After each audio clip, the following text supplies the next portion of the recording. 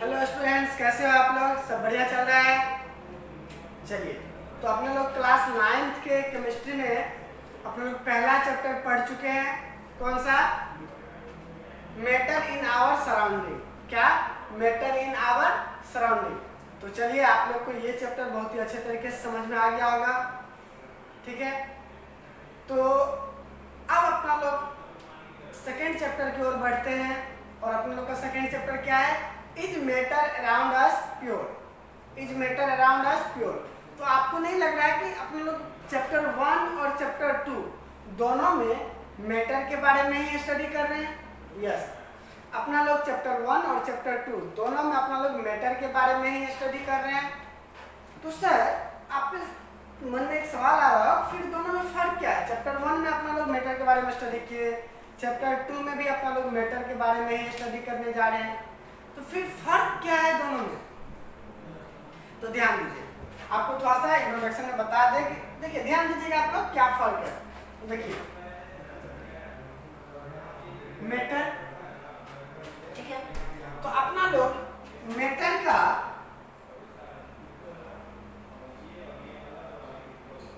Classification किए थे। याद है आपको? क्या किए थे? मैटर का अपना लोग क्लासिफिकेशन किए थे। एक क्लासिफिकेशन किए थे अपना लोग, क्या चीज? ऑन द बेसिस ऑफ, ध्यान दीजिए क्या बोल रहे हैं, on the basis of physical properties. किए थे कि नहीं किए थे? बिल्कुल किए थे। और अपना लोग दूसरा क्लासिफिकेशन किए थे, क्या चीज? ऑन द बेसिस ऑफ, क्या चीज? Chemical property. जी, अपना लोग चैप्टर 1 में पढ़ चुके हैं। क्या चीज? कि मैटर का क्लासिफिकेशन किए थे अपना लोग on the basis of physical property, और मैटर का क्लासिफिकेशन किए थे अपना लोग on the basis of chemical property. ठीक है, तो जब अपने लोग फिजिकल प्रॉपर्टीज के बेसिस पे क्लासिफिकेशन किए थे, तो उसको अपना लोगों ने नाम दिया, क्या चीज? क्या नाम दिया बताइए? यस, क्या नाम दिया? Physical classification. क्या नाम दिया अपना लोगों ने? Physical classification. और जब अपना लोगों ने केमिकल प्रॉपर्टीज के बेसिस पे क्लासिफिकेशन किया, तो उसका अपना लोगों ने क्या नाम दिया? बताओ, नाम दिया क्या चीज? केमिकल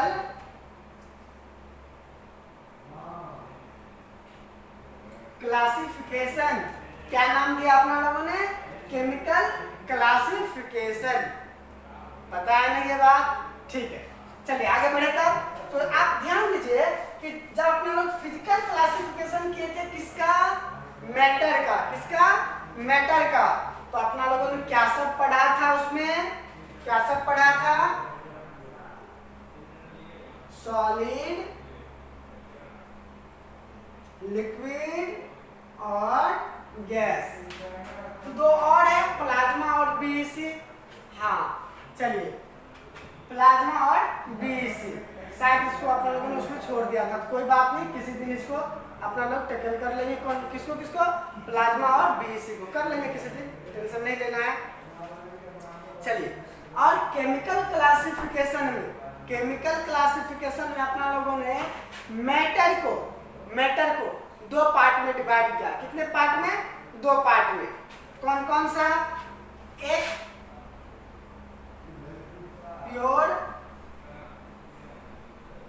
सब्सटेंस, एक प्योर सब्सटेंस, और दूसरा कौन सा? Impure substance. दूसरा कौन सा? Impure substance. ठीक है, तो अब देखिए, आपको चैप्टर 1 और चैप्टर 2 में क्या डिफरेंस है वो आपको बताते हैं। अपना लोगों ने चैप्टर 1 में पढ़ा, चैप्टर 1 में जो पढ़ा अपना लोगों ने इसके बारे में पढ़ा, फिजिकल क्लासिफिकेशन ऑफ मैटर के बारे में पढ़ा। क्या बोल रहे हैं? चैप्टर 1 में अपना लोग क्या पढ़ा? फिजिकल क्लासिफिकेशन ऑफ मैटर पढ़ा। ठीक है, अपना अपना लोग का जो एक चैप्टर है मैटर इन आवर सराउंडिंग, उसमें क्या पढ़ा? Physical classification of matter. अब चैप्टर 2 में क्या पढ़ेंगे? Chapter 2 means is matter around us pure. इसमें क्या पढ़ेंगे? Chemical classification of matter. क्या पढ़ेंगे? Chemical classification of matter. Chemical classification of matter में क्या पढ़ेंगे? Pure substance, impure substance. ठीक है, तो चलिए इसको आप लोग पहले लिख लीजिए, फिर आगे बढ़ते हैं। ठीक है,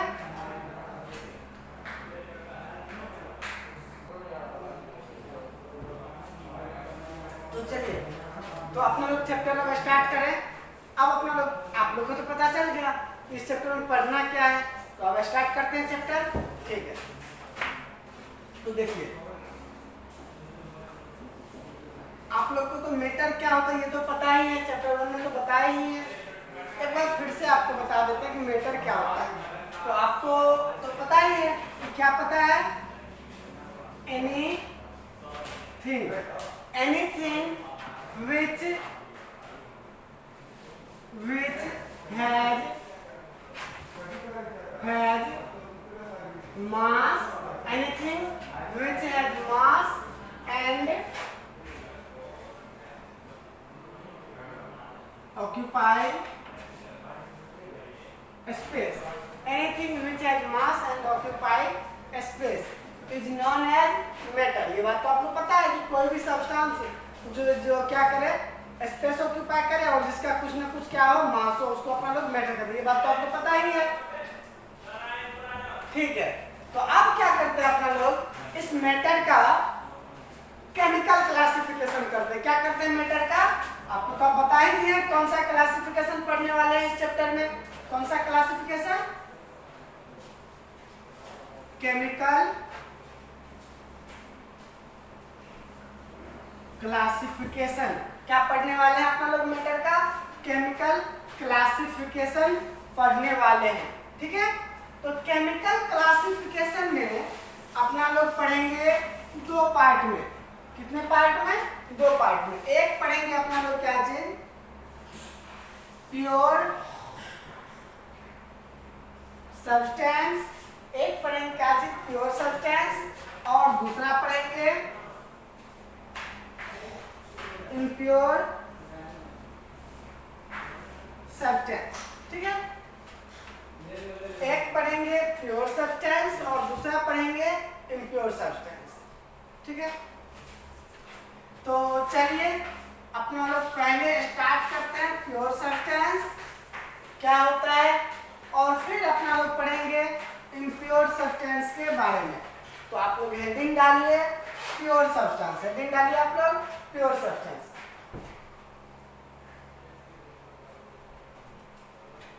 चलिए हेडिंग डालिए।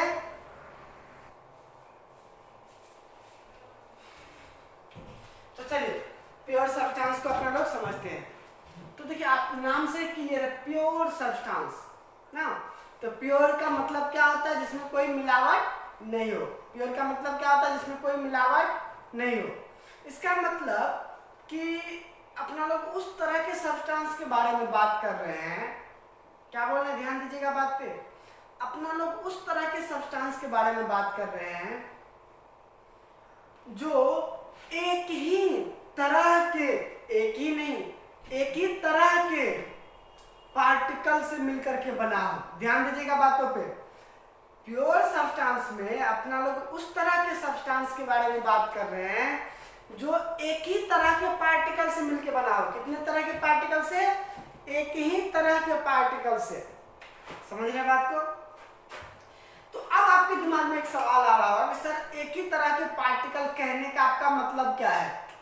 एक ही तरह के पार्टिकल का मतलब क्या हुआ? ध्यान दीजिएगा। अपना लोग जानते हैं कि पार्टिकल क्या हो सकता है?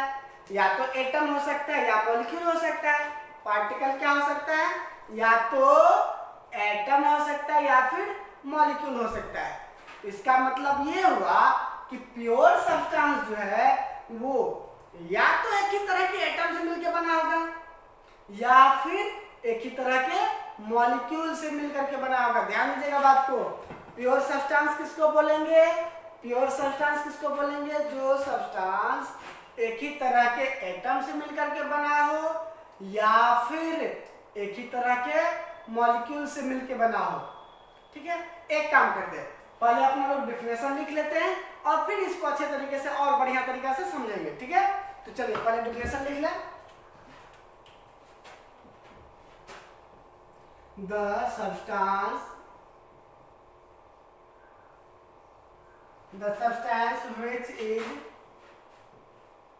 which is made up of, ध्यान दीजिएगा, which is made up of only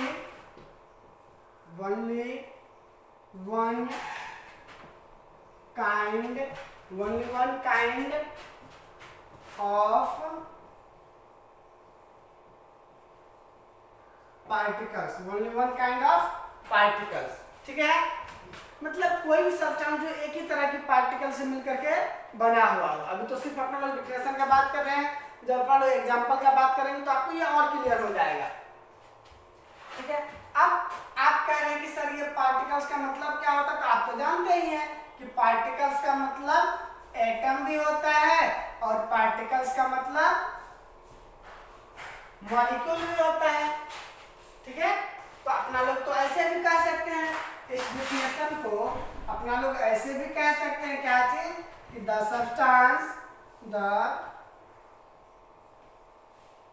substance which is made up of only one kind of atoms or molecules, only one kind of atoms or molecules, only one kind of atoms or molecules। चलिए आप इसको लिखते हैं, इससे पहले फिर समझाते आगे। तो चलिए, तो अब आपको एक प्रॉब्लम आ रहा होगा, क्या चीज, कि सर आपने यहाँ पर एटम और मॉलिक्यूल का जिक्र किए हैं, ये तो मुझे पता ही नहीं है क्या होता है। नहीं, आपको तो एटम और मॉलिक्यूल क्या होता है ये तो पता ही नहीं है।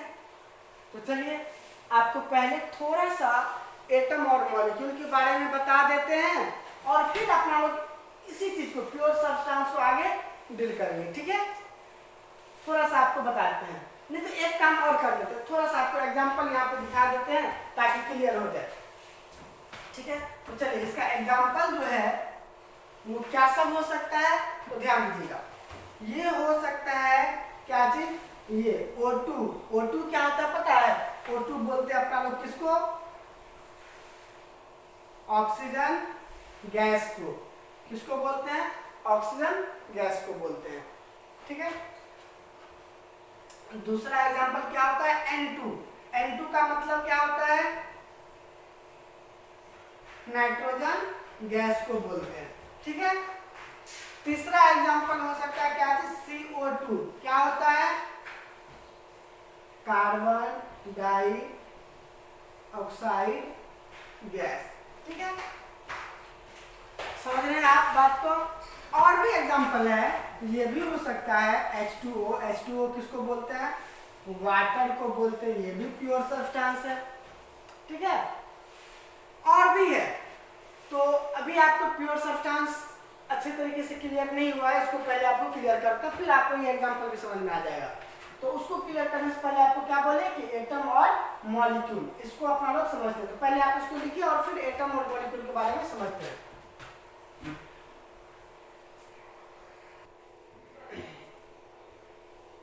तो चलिए अभी अपना क्या एटम और मॉलिक्यूल के बारे में पहले समझ लेते हैं। ठीक है, आप ये नहीं सोचिएगा कि प्योर सब्सटेंस को आपको समझा दिए, अभी नहीं समझाएं, आप टेंशन नहीं लीजिए, आपको पूरे क्लियर करेंगे लेयर बाय लेयर। आपको जब तक क्लियर नहीं होगा तब तक नहीं छोड़ेंगे हम। ठीक है, आपको क्लियर जब तक नहीं होगा तब तक नहीं छोड़ेंगे, आपको क्लियर करा के ही छोड़ेंगे, तो आप उसके बारे में टेंशन ना लें। चलिए, तो पहले उससे पहले अपना लोग एटम और मॉलिक्यूल के बारे में समझ लेते हैं थोड़ा सा। तो ध्यान दीजिए, एटम को पहले समझते हैं। तो ध्यान, ये एटम वर्ड जो है ये आज से नहीं अपना लोग जान रहे हैं। ये मत सोचिएगा कि डाल्टन साहब आए और एटम के बारे में बताए। पहली बार सिर्फ और सिर्फ डाल्टन साहब नहीं बताए हैं, इससे पहले से अपना लोग एटम के बारे में जानते हैं। समझ रहे बात को? ध्यान दीजिए, कब से? आज से ये जो 600 BC पहले से। अच्छा, बीसी का मतलब क्या होता है? Before Christ. मतलब ये कि ईसा मसीह के जन्म से 600 साल 600 ईयर्स पहले से अपना लोग जानते हैं एटम के बारे में। ईसा मसीह के जन्म से 600 साल पहले। समझ रहे बात को आप? तब से अपना लोग एटम के बारे में जानते आ रहे हैं। हाँ, तो आपके दिमाग में आ रहा होगा सर इस टाइम कौन बताए थे? तो इस टाइम एक अपने ही इंडिया के एक ऋषि थे। कौन? महर्षि कनड। कौन? महर्षि कनड। तो वो महर्षि कनड अपना लोग को बताए थे किसके बारे में? एटम के बारे में। किसके बारे में? एटम के बारे में। हाँ, ये बात और है कि वो एटम नहीं बोले थे। वो क्या बोले थे? महर्षि कनड ऋषि एटम को क्या बोले थे? परमाणु। क्या बोले थे? परमाणु बोले थे वो। ठीक है, तो ध्यान दीजिएगा वो क्या बोले थे इस परमाणु के बारे में। क्या बोले थे कि परमाणु किसको बोलेंगे? ध्यान दीजिएगा इस बात पे। वो बोले थे कि दुनिया में जो भी पदार्थ है, ठीक है, हाँ, तो आपके दिमाग में आ रहा है सर पदार्थ किसको बोलते हैं? मैटर को। ठीक है, तो चलिए मैटर ही बोलते हैं। वो बोले थे कि दुनिया में जितने भी मैटर है, जितने भी अलग अलग टाइप के मैटर है, कोई भी आप मैटर ले लो, कोई भी मैटर आप ले लो और उसको छोटा टुकड़ा में कन्वर्ट करते जाओ, छोटा छोटा टुकड़ा में काटते जाओ उसको, फाइनली आपको सबसे छोटा टुकड़ा मिलेगा। फाइनली आपको सबसे छोटा टुकड़ा मिलेगा जो और अधिक छोटा नहीं होगा। समझ रहे बात को? फाइनली आपको सबसे छोटा टुकड़ा मिलेगा जो और अधिक छोटा नहीं होगा। उसी सबसे छोटे टुकड़े को महर्षि कनड ने नाम दिया क्या चीज? यस, परमाणु। क्या नाम दिया? परमाणु। ठीक है, तो अपना लोग परमाणु के बारे में अब क्या बोल सकते हैं कि मैटर का सबसे स्मॉलेस्ट पार्टिकल, मैटर का सबसे स्मॉलेस्ट पार्टिकल जो इंडिविजुअल हो। इंडिविजुअल, इंडिविजुअल का मतलब होता है जिसको और कट नहीं कर सकते, और छोटा नहीं कर सकते हैं। ठीक है, तो उसी को महर्षि कनड ने क्या नाम दिया? परमाणु। ठीक है, चलिए उसको उतना ही रहने दीजिए, ज्यादा इस पे बात नहीं करेंगे। उसके बाद एक और साइंटिस्ट आए, डेमोक्रिटस। क्या चीज? डेमोक्रिटस। डेमोक्रिटस ने क्या कहा? उन्होंने भी सेम बात कहा। क्या कहा? कि मैटर के सबसे स्मॉलेस्ट पार्टिकल को, मैटर के सबसे स्मॉलेस्ट पार्टिकल को जिसको और अधिक टुकड़ा में कन्वर्ट नहीं किया जा सकता है, जिसको और अधिक काट नहीं सकते हैं, वही सबसे छोटा पार्टिकल हो। इंडिविजुअल। क्या मतलब? इंडिविजुअल। उन्होंने उसको नाम दे दिया क्या चीज? एटम। क्या नाम दे दिया? एटम। अगर आपसे सवाल पूछा जाए कि बताओ एटम वर्ड का यूज, एटम वर्ड का यूज सबसे पहले किसने किया, तो आप क्या बोलोगे? यस, क्या बोलोगे आप कि एटम वर्ड का यूज सबसे पहले किसने किया?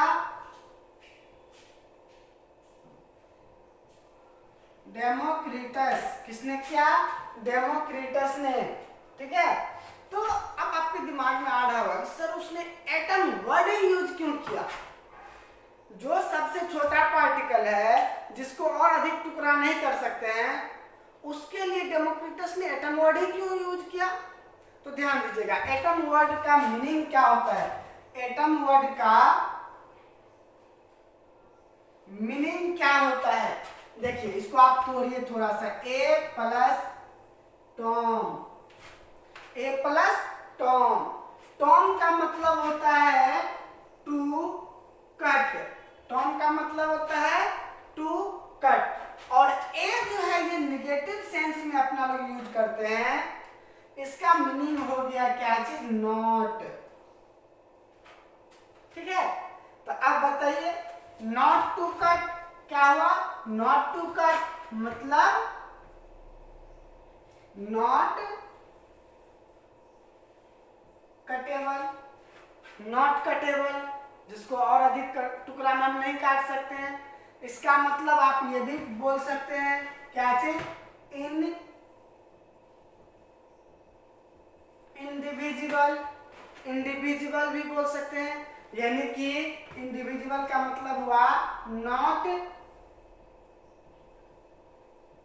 डिविजिबल। समझ रहे बात को आप? दैट मीन्स एटम क्या है, स्मॉलेस्ट पार्टिकल है। एटम क्या है, स्मॉलेस्ट पार्टिकल है।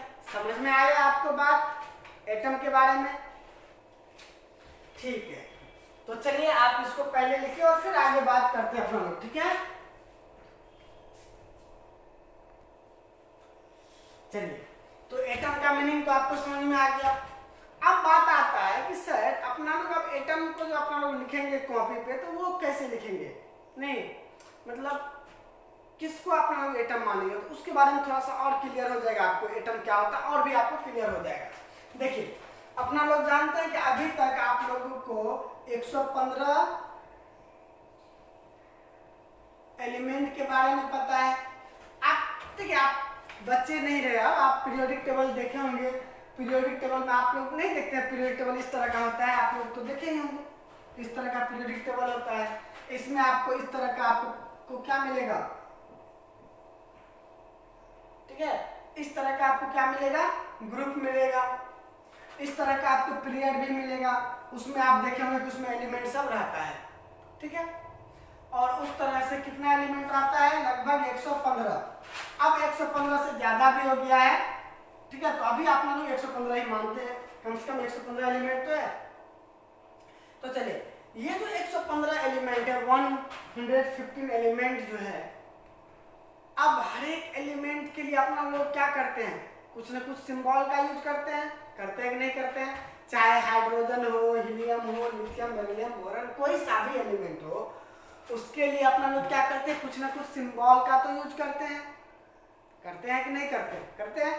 तो वही सिंबल जो है, एलिमेंट का जो सिंबल है, वो सिंबल ही रिप्रेजेंट करता है किसको, सिंगल एलिमेंट को। किसको? सिंगल एलिमेंट को, ठीक है। तो इस बात को आप लोग याद रखिएगा, और अगर आप याद नहीं रख पाते हैं तो चलिए लिख ही देते हैं। आप लोग लिख लीजिए क्या चीज, कि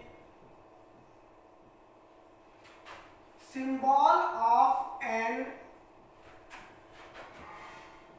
element, symbol of an element represent, symbol of an element represent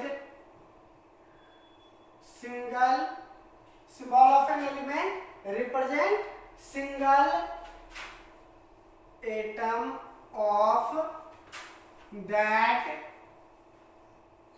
element. क्या बोल रहे हैं, symbol of an element represent single atom of that element. समझ रहे बात आप? क्या बोल रहे हैं, किसी भी एलिमेंट का जो सिंबल है वो रिप्रेजेंट करता है क्या चीज को, single atom of that element, उसी एलिमेंट के सिंगल एटम को रिप्रेजेंट करता है, ठीक है।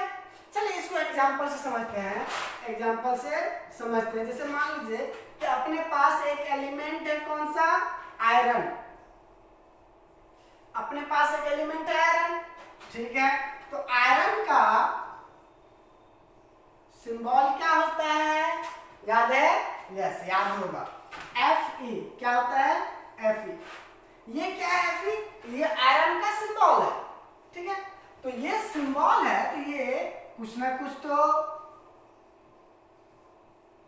रिप्रेजेंट कर रहा है। यस, क्या रिप्रेजेंट कर रहा है बताइए? यस, क्या रिप्रेजेंट कर रहा है, सिंगल एटम ऑफ आयरन। क्या रिप्रेजेंट कर रहा है, सिंगल एटम ऑफ आयरन। समझ रहे बात को? उसी तरह से मान लीजिए और भी तो एलिमेंट है ना, जैसे कौन सा एलिमेंट है बताइए, सोडियम। सोडियम एलिमेंट है, तो सोडियम का भी सिंबल कुछ ना कुछ होता है। सोडियम का भी सिंबल होता है, क्या होता है, ना, Na। ठीक है, तो ये भी कुछ ना कुछ रिप्रेजेंट तो कर ही हो रहा होगा ना, रिप्रेजेंट करता है क्या चीज को, क्या चीज को, single atom of sodium, single atom of sodium. दिमाग हल्का कर लीजिए। तो क्या बोले, आप देखिए कुछ एग्जांपल, जैसे मान लो ओ क्या रिप्रेजेंट करेगा, ओ क्या रिप्रेजेंट करेगा,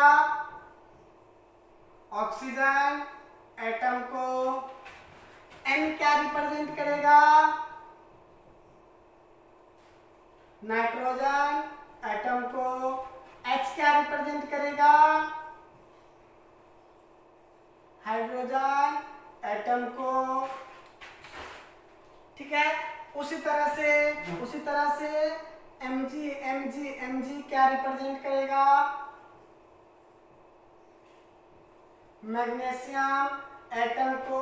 तो अब आपको क्लियर हो गया कि कोई भी एलिमेंट का सिंबल है वो रिप्रेजेंट करता है एटम को। ठीक है, तो एक मिनट आपको कुछ बात बता दे रहा हूँ कि अपना लोगों ने आज पढ़ा मैटर का क्लासिफिकेशन किया, ठीक है, उसके बाद एक मिला फिजिकल क्लासिफिकेशन, दूसरा केमिकल क्लासिफिकेशन। ठीक है, फिजिकल क्लासिफिकेशन आप लोग चैप्टर 1 में पढ़ चुके हैं। स्टार्ट किए केमिकल क्लासिफिकेशन। केमिकल क्लासिफिकेशन में अपना लोग दो पार्ट में डिवाइड किए, एक तो प्योर सब्सटेंस और दूसरा इम्प्योर सब्सटेंस। प्योर सब्सटेंस के बारे में अपना लोग पढ़ रहे थे, क्या चीज कि प्योर सब्सटेंस क्या होता है, जो एक ही टाइप के पार्टिकल से मिलकर बना हो। ठीक है, उसको अपना लोग प्योर सब्सटेंस बोलेंगे। अब जैसे ही पार्टिकल वर्ड अपना लोग यूज किए तो आ गया उसमें क्या चीज कि पार्टिकल क्या होता है, तो एटम और मॉलिक्यूल को पार्टिकल बोलते हैं। तो एटम और मॉलिक्यूल का जिक्र आ गया तो अपना लोग एटम और मॉलिक्यूल पढ़ने लगे, प्योर सब्सटेंस को वहीं पे छोड़ दिए थे। ठीक है, तो उसमें अपना लोग एटम आज कंप्लीट किए हैं, कल अपना लोग मॉलिक्यूल पढ़ेंगे और फिर अपना लोग प्योर सब्सटेंस के बारे में पढ़ेंगे। ठीक है, तो आप लोग प्योर सब्सटेंस आपका क्लियर हो जाएगा। अभी अपना लोग एटम के बारे में पढ़े, अगले क्लास में पहले मॉलिक्यूल के बारे में पढ़ेंगे और फिर प्योर सब्सटेंस से अपना लोग स्टार्ट कर देंगे चैप्टर को। ठीक है, तो चलिए आज के लिए बस इतना ही।